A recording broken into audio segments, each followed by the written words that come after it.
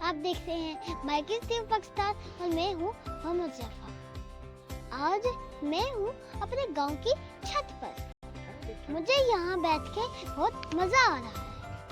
ٹھنڈی ٹھنڈی ہوا چل رہی ہے اور دھوپ بھی بہت ہے۔